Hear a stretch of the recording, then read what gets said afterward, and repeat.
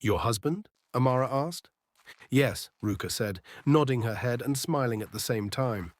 Good day, Amara said to him, raising her hand halfway.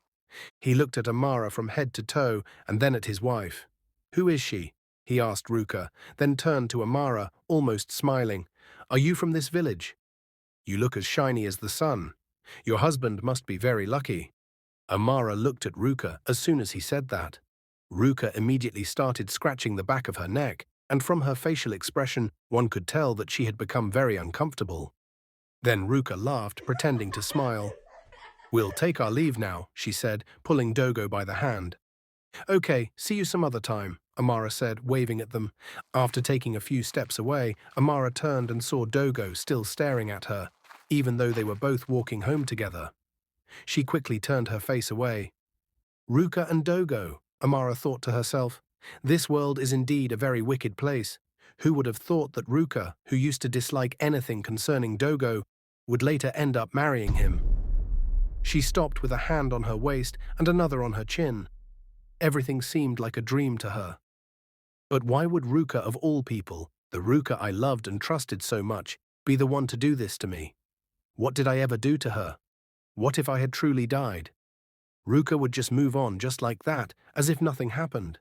Hell no, we are in this together, Amara said to herself and then continued to the river. As soon as she arrived at the river, Amara stopped for a few seconds as her eyes ran immediately through the bushes to make sure there was nobody around. She raised her hand and then ran it over her head in circles 3 times with her legs already inside the river, and then she changed form into the new mermaid. Amara swam straight to the Queen Mermaid's chamber to thank her for what she had done. She went on her knees as soon as she saw her. Thank you so much for everything, Amara said with a smile as she bowed her head. Rise, the Queen Mermaid said. How is your mother? She is fine, even though she is no longer as strong and active as she used to be. It is well, the Queen Mermaid said.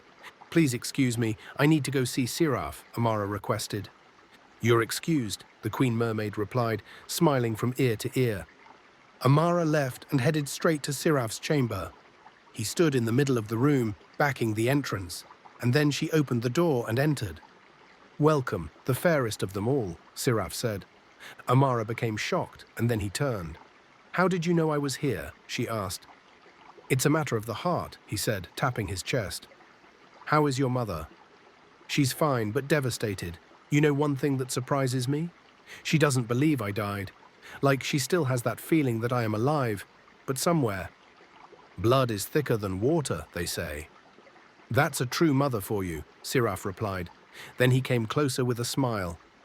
How do you find your new body? Do you like it? He asked, smiling from ear to ear. Amara nodded many times. Yes, of course. Thank you so much for helping to convince the Queen Mermaid earlier. My pleasure, he said, and then held her arm. You know, I keep having that feeling that you would one day wake up and say you want to go back there to stay. I cannot go back there to stay among those people that once rejected me and chased me out to die.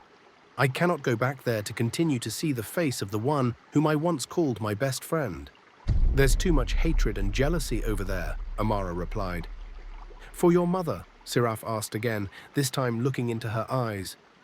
Oh yes, Mama, Amara said, withdrawing her hand from his with her face turned aside. Of course I cannot go back there, but I will be visiting her from time to time to keep her company so she wouldn't feel too lonely. Seraph nodded. Shall we take a stroll? Let me show you some places you have never been to. Okay, Amara said, smiling. Amara continued her new life as a mermaid, but she never let a day pass without looking into the mirror the Queen Mermaid had given her to check on her mother.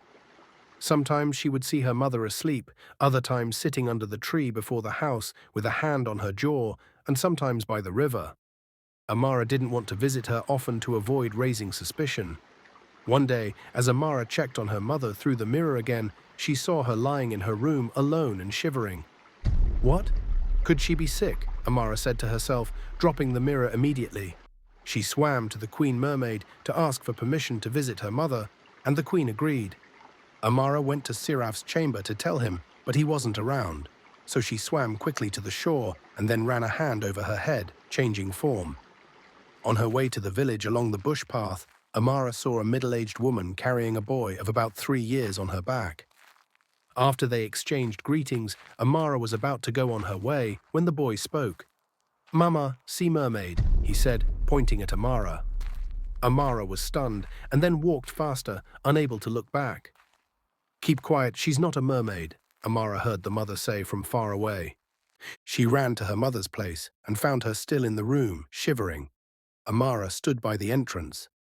"Good day, Mama," she greeted. Her mother managed to turn, and as soon as she saw Amara, she smiled. "I knew you were going to come around today," she said, but Amara only smiled back. Amara went and sat close to her mother. "Mama, are you okay?" Her mother sighed. "I am not okay. My bones are aching so badly, and I feel very feverish." "But what about Baba?" Amara asked. Her mother looked at her. "Your voice, it reminds me so much of that of Amara." She stopped. "I haven't seen him since he left this morning."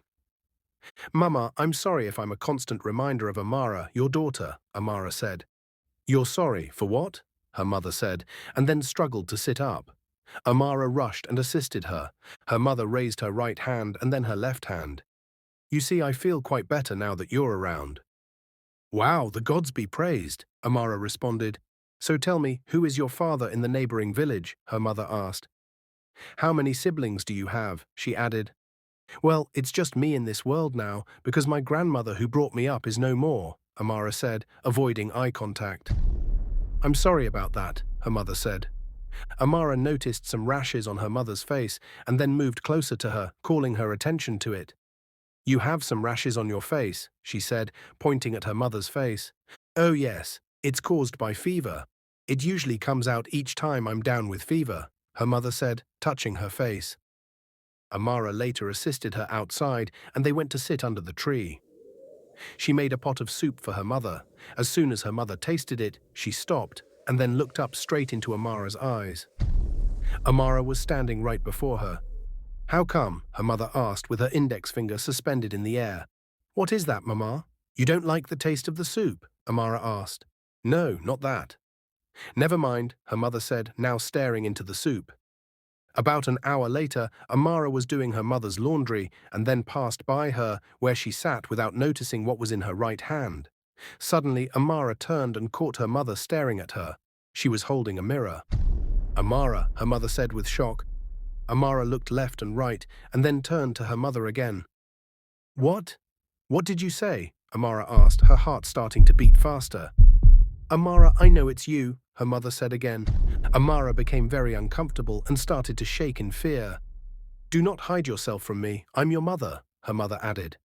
Um, it's not Amara," Amara said, stuttering. "I carried you in my womb for 9 good months, and I alone can tell if it's you or not," her mother said, smiling. Amara started shivering and thinking about whether to tell her the whole truth or not. "No, it's not necessary," she thought to herself. "Do not keep the truth away from me, Amara. Just tell me the truth and I'll understand," her mother repeated. "Mama, I think you're mistaking me for her." My name is Mona, remember?" Amara said, pretending to smile. Her mother shook her head. "You are Amara. You cannot hide yourself from me. If I'm telling a lie, take this mirror from me and look at it," she said, pointing the mirror towards Amara. Amara turned and looked away suddenly, and her fear increased. "Look into my eyes and tell me you're not Amara," her mother said. "Mama, I must take my leave now," Amara stuttered. "You want to leave me to where?" her mother asked with teary eyes. "What happened to you? Is it that you don't even love me? Why are you hiding from me, Amara? This new body of yours, how and from where did you get it? Oh, you want to leave me alone to die childless. I'm alone here, as you can see. If you go back to wherever you came from now, I would be left alone here," she said, while tears dropped down her cheeks. "Take this mirror. Prove to me that you're not Amara by looking at it." Amara's whole body began to shake, and then she started sweating heavily. She didn't even know what else to do, as tears made their way freely down her face. She stood there, and for the first time looked straight into her mother's eyes. "Mama," Amara called. "I knew it. My instincts never lie," her mother said, jumping up and then holding Amara in a very tight embrace. "Tell me this last time that you're not Amara and I will believe you," her mother said, wiping a tear with the back of her hand. I am, Amara said. But what happened to you? I need to know everything, her mother said. Mama, it's a long story, Amara said while crying. Come, let's sit. Come tell me everything, her mother said, pulling one of Amara's arms. Amara then sat on a stool before her mother and revealed everything that had happened before and after her banishment. She told her about her encounter with Dogo, Ruka's betrayal, her becoming a mermaid, her life underwater, and her visits to the village. What? The same Ruka? Her mother said with shock. Amara nodded. You're now a mermaid? Her mother asked, running her eyes over Amara's body. Yes, Amara said. The gods forbid, you are not part of them, and the earlier you let them know this, the better, her mother said with eyes opened wide. Mama, you won't understand. I cannot leave, it's too late to do so, Amara said. Really? You cannot leave them, so you prefer them over me? Her mother asked, hurt evident in her voice. No, Mama, that's not what I mean. I have made unbroken promises to them already, Amara explained. There's no promise that can't be broken. Get up, let us go to Achaya the spiritualist. I'm sure he knows exactly what to do when we reach, her mother said, standing on her feet immediately and retying her wrapper. Mama, no please, this is beyond me. The Queen Mermaid has been of help to me, and I wouldn't want to pay her back this way, Amara begged. Never, her mother said with shock. I will never agree to that. What about me? What then happens to me? She asked. Amara hesitated, then said softly, Mama, I'm sorry. I'm already pregnant for the Queen Mermaid's son. What? Her mother said with shock again, this time with hands on her head. I'm finished. You're pregnant for a mummy water. She started to walk back and forth. Whom do I call upon? Whom do I tell? She asked herself without expecting an answer. And at that point, Amara's heart melted. Mama, please calm down. Try to understand me, Amara said, placing a hand on her mother's shoulder. Her mother turned to her, anger flashing in her eyes. Don't tell me to calm down. This is all your fault. If you had told me about the waist bead the very day you were given it, all these wouldn't have happened. She stopped, then continued. Now, Ruka is going about her activities with the waist bead as if nothing happened. Do you know she now goes about dancing at different events and gets paid handsomely?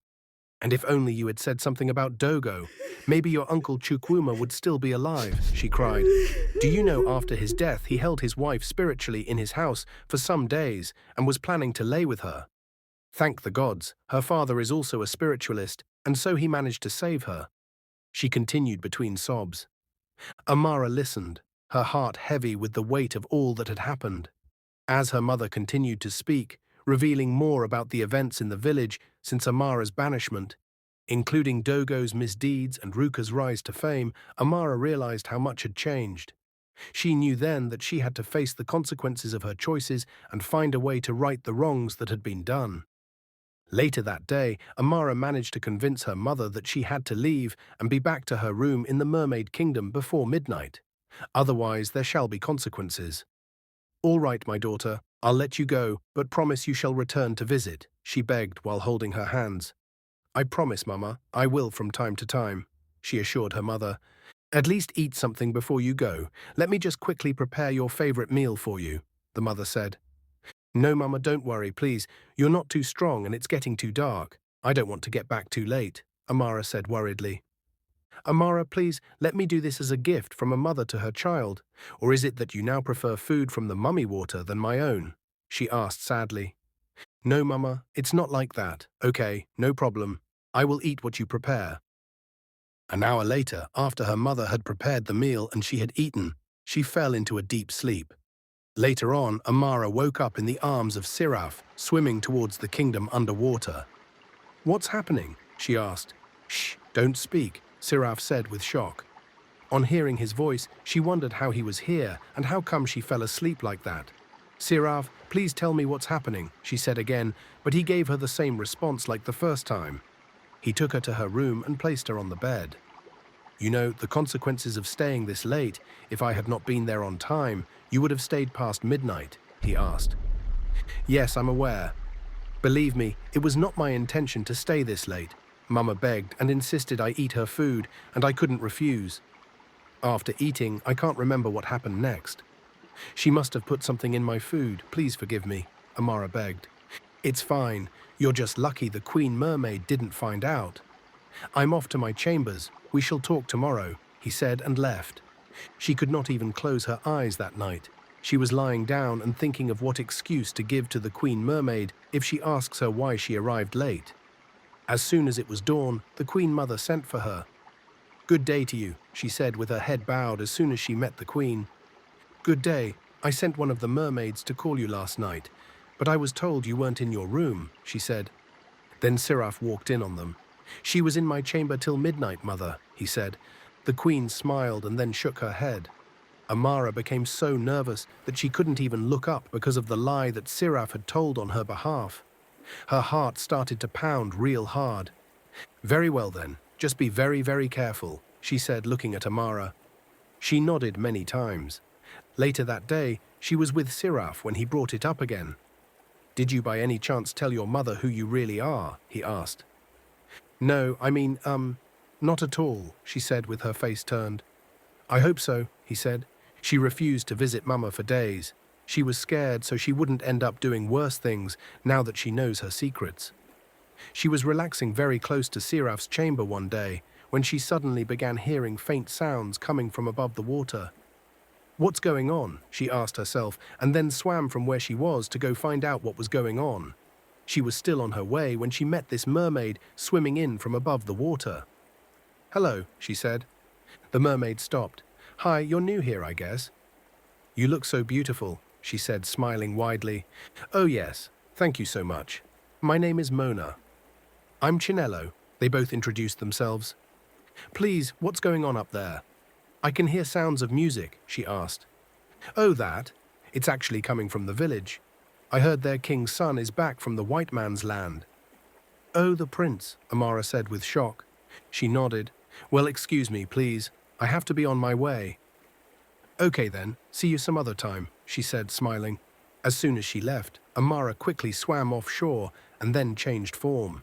She didn't bother telling Siraf about her mission because he might not agree to it. She ran as fast as her legs could carry her straight to the king's palace, stopped by the entrance, and then walked in. She started to look around for Mama and saying her prayers at the same time so Mama doesn't end up bursting her bubbles. She prayed fervently so she could cooperate in case she saw her, but she didn't see anyone that looked like her. Young ladies were already standing by, ready to dance. She then walked in and stood with them. Everyone's eyes was fixed on her immediately, like one who fell directly from the sky. The prince came out of the palace, wearing a whitish robe and carrying a can of water in his right hand, and started to sprinkle it on the ground. Everyone looked at him again, like he was a ghost. Did he travel all the way to the white man's land to become a spiritualist? One of the young ladies standing behind whispered to the next person. "I wonder what's up with all these. Is he trying to cleanse the land or something?" she asked. Amara expected to see the prince wearing very expensive clothes and shoes with a hat on his head, like most people who return from abroad do, but it was the opposite. The only thing that was right about his looks was the pair of shoes he had on, but wearing a white robe and carrying a can of water all the way from abroad.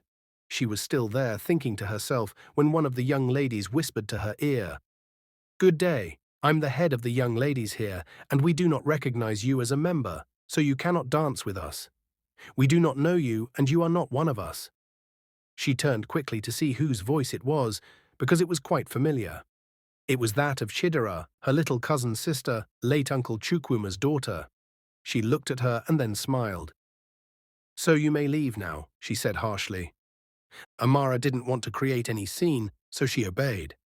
As soon as she took the fourth step, the prince called on her and looked back. "Hey," he said with shock and then stood on his feet. "Please forgive me for wasting your precious time. I know you guys would have been done dancing by now if I hadn't said those long opening prayers." He said, "I said it, he's a spiritualist," she said to herself. "Please be the one to dance first before you leave if you're in such a hurry," he said.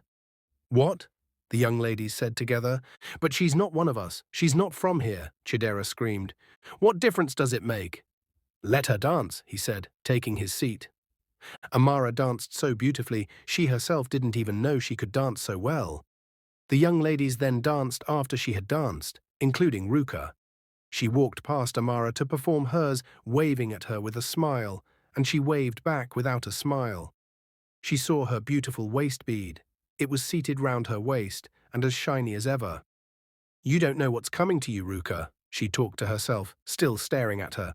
After everyone had danced, the prince called on her being the best dancer and gave her the gift of a hat, an umbrella, and a silver-colored round little thing with a cover that she tried opening there to see what it was, but couldn't. All the young ladies started to whisper in each other's ears, looking confused, including Ruka, and then she smiled. Well, after the event, she left there with her things and headed straight for the river. She thought of going to see Mama, but from what she did last, she refused to go to her house and then postponed the visit.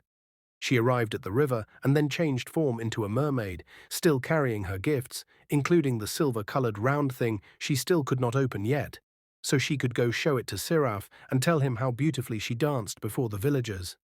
"I'm sure he'll be proud of me," she said to herself, smiling, when she heard a scream all of a sudden. "Help, I said it, she's a mermaid," and then ran away. Look and see, the voice was that of Chidera, her little cousin. She had spied on her. She swam quickly into the river and then swam home. She went into her room and then dropped the gifts on the table and sat quietly on a chair beside it to think about what had just happened. After like an hour, Siraf came into her room and she showed him the gifts she was given at the event, smiling from ear to ear, but he looked at her keeping a straight face. "You mean to tell me that you went back to that place?" "That same place?" he asked. "Yes, of course. I'll still go back there because I have an unfinished business over there, remember? I need to teach some people a lesson, and I need to reclaim what was once mine from someone I once called my best friend. I will never allow her shine with a gift she knows nothing about how it was given to me." "The waist bead?" he asked. She stopped for a second. "Wait, have I once told you about it?" she asked. "I'm a merman, remember? About the waist bead. You're now a mermaid, so why don't you just use your powers in claiming back what's yours?" he said, folding his arms. "No, I don't want it to happen that way. I want to look Ruka in the eye and ask her why she did what she did," she said. Very well then," he said. "Well, I'll be leaving to my chamber now," he said, and then turned. "But you haven't even taken proper look at these gifts I brought. I thought that you were going to be proud of me when you see them." "My dear, of course I am proud of you and will always be," he said with smiles, and then she nodded. "I'll see you later," he said, and left her room. She picked up the silver-colored gift and tried to open it forcefully, but all attempts failed. She then got up and picked the mirror the Queen Mermaid had given her so she could check on Mama, but the condition at which she saw her brought tears into her eyes, and her heart also started to beat faster. She saw her lying down on a mat under a tree, while Chidera, her little cousin, was seated beside her and crying her eyes out. "Oh my," she said with shock, and then swam quickly to the shore, where she changed form and ran straight home.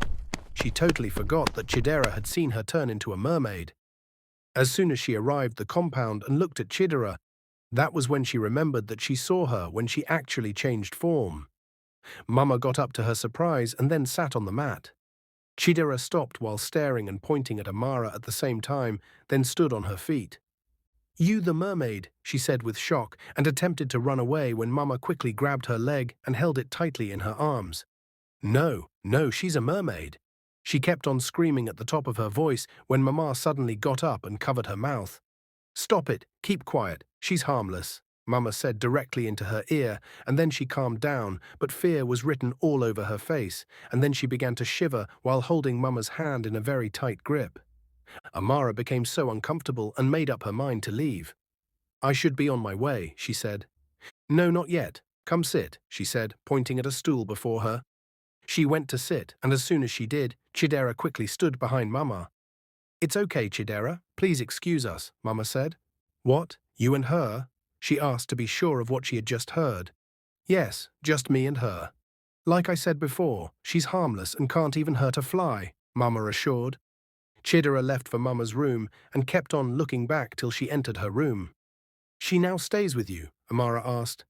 "Yes, since my own daughter chose other creatures above me, I had to go beg her to come stay with me." I have been very sick for days now, unable to either stand on my feet or put something into my mouth, she said, looking into her daughter's eyes, but she immediately bowed her head. You know, after the event, she returned home to tell me all that happened and how she sneaked after a beautiful young lady and then saw her changed form into a mermaid right before her very eyes, and I immediately knew it was you.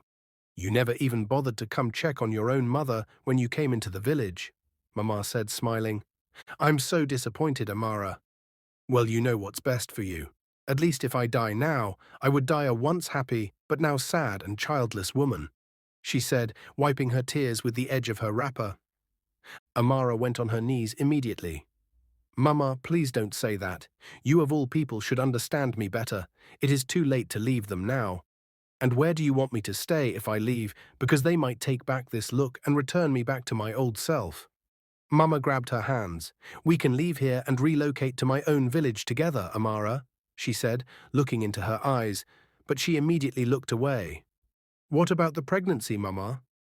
You cannot carry it. Tell them to take it back. I'm sure they know how to, she said. No, please, I can't do that. Then all of a sudden a guard walked in on Amara and her mother, with Chidera following slowly behind. What's going on? Amara thought to herself, turning to look at her mother who sat there with her mouth open. Good day, everyone, the guard said. Chidera here came to report to us that a certain mermaid is here in your house, and the king has requested her presence at the palace. What? Chidera, you did this? Amara's mother asked, looking at her niece. Mama, I am sorry, Chidera said, scratching her head. Keep quiet, Amara's mother yelled, getting up suddenly. No, she's not a mermaid, and you are not going anywhere with her, she added angrily. Amara stood up, sensing the tension. Mama, please allow him to do his job. Let me go with him to the palace. Nothing is going to happen to me, she said, trying to calm her mother. I am coming with you, her mother insisted, still glaring at Chidera. Chidera, you did this, she asked again, disbelief evident in her voice. As they made their way to the palace, they encountered Ruka. She stopped as soon as she saw them, then whispered to Chidera. What's going on? Chidera stopped before her and whispered back, She's a mermaid. Ruka's jaw dropped immediately. Amara turned and looked at Ruka, letting out a small, knowing smile. Her mother, very angry, took off one of her shoes and threw it at Ruka, who managed to dodge it. I never knew you had such a loose mouth, Amara's mother lashed out at Chidera. They continued to the palace, where the king was seated with the elders. After exchanging greetings, the king looked at Amara. Beautiful young lady, he began, please do not be offended that we called you in such a manner. Information reached us that you're a mermaid. We don't know how true it is, but we would like you to prove to us that you're not. And if you are, let us know so that we can celebrate you, for we know that mermaids are carriers of good luck and fortune, and gold and silver are all within your reach. Tell us so we will know how to wish and what to wish for, which I know that you will fulfill.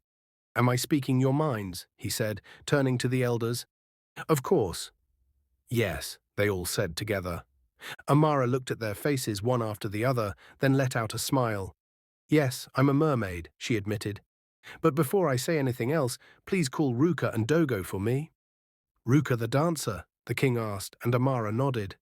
Guards, hurry up and call Ruka and Dogo her husband, the king ordered. After a few minutes, Ruka and Dogo arrived. Amara turned to them, her eyes burning with a mix of hurt and determination. Dogo, she began, enough of all your evil acts in this land. You have killed too many people, including my uncle Chukwuma. As soon as she mentioned this, the elders screamed together. Amara then took a few steps towards Ruka and began walking around her in circles. And Ruka, she continued, her voice steady, you betrayed your own best friend, Amara, who trusted you with her life. She told you a mermaid gave her a waist bead she danced with during the dance festival. And what did you do? You reported to the king that she used magic powers. And then you took the bead from her, failure to repeat the dance. She was later banished. And then you go about like a saint as if nothing is wrong. Isn't that the bead still on your waist? Amara asked, her eyes fixed on the shining ornament around Ruka's waist. What? Is that correct, Ruka? The king said angrily, his face twisted with anger and disbelief. Ruka, shaking, managed to nod. Yes, your highness, she stuttered, and everybody around screamed together again. At that moment, the prince walked in, still wearing his white robe, but this time without a can of water. He was immediately shown to sit, and then the king turned back to Amara. Please, I understand that you're a mermaid, but was it Amara herself who told you all these? He asked, his voice filled with curiosity and confusion. Your highness, please allow me to say something. Amara's mother interrupted, her finger raised in the air. Go on, the king ordered. Please, I know that the prince is a spiritualist. Tell him to help me pray for her. I need her back, she begged, her voice thick with emotion. Amara turned to her mother quickly as soon as she heard that, her jaw dropping in shock. Mama, she said with shock, realizing the depth of her mother's love and desperation. I don't understand you, woman, the king said, his brow wrinkled in confusion. Amara's mother took a deep breath before explaining. Your highness, that is Amara, standing right before you. When she was banished, she had no shelter, and then she went to the river for refuge. The queen mermaid took her, and then changed her into another human so no one would recognize her, even if she came around to visit me. What? The king said with shock, and everybody present started talking in whispers. Is that true, young lady? One of the elders asked, his eyes wide with disbelief. The prince stood up and walked towards Amara, attempting to lay a hand on her head. But Amara, feeling cornered and afraid, shouted, Don't you dare! Her eyes shone as bright as light, and she ran away. Amara rushed to the river, changed form, and then swam home quickly. She reached her underwater chamber and went straight into her room to think about everything she had just witnessed. Her mind was a whirlwind of emotions and conflicting loyalties. Mama, she said with shock, her heart heavy with the weight of her mother's pain and her own divided existence. As Amara struggled with the consequences of her revealed identity, she knew that her life would never be the same.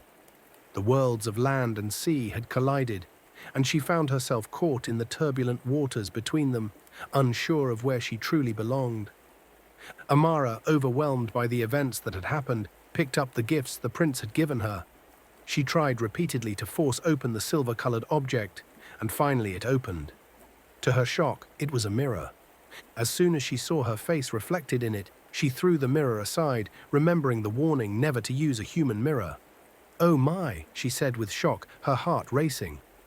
Suddenly, a loud clap of thunder shook her room, and the walls split open. Amara shook in fear, calling out for Siraf.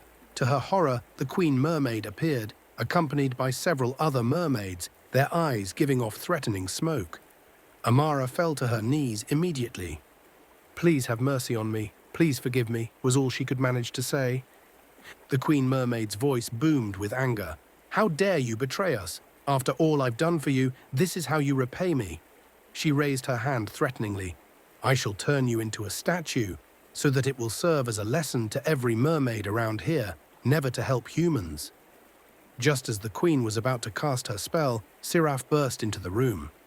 No, mother, please temper justice with mercy, he begged. She is carrying my child, remember? Please let her go back to her world, and then bring back my child somehow, after he or she is born. Siraf then turned to Amara, his eyes filled with disappointment and hurt. I thought I could trust you, Amara, but you betrayed me, you betrayed us. Bring my child back, and then go, and never return.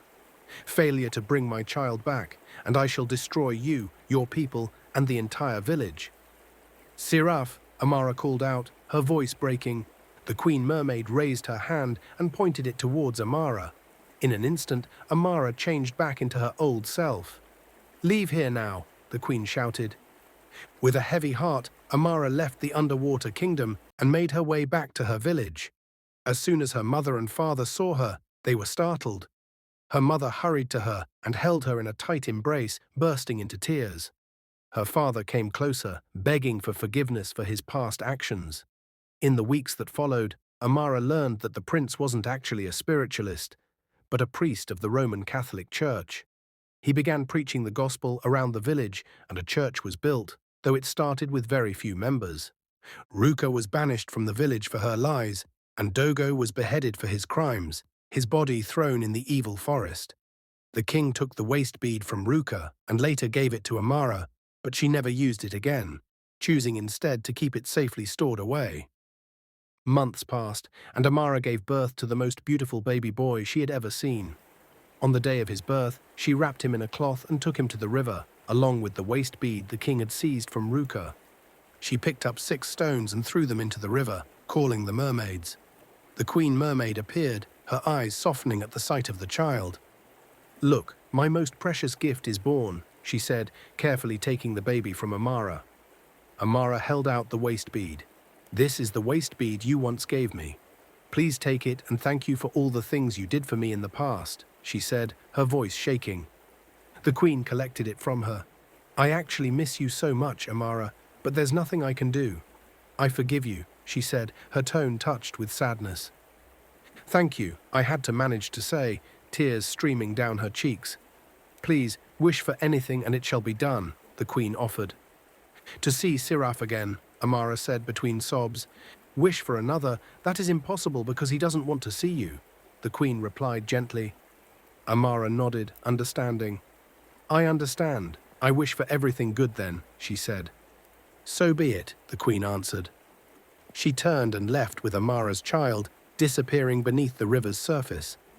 In the days that followed, Amara began attending the prince's church and became born again.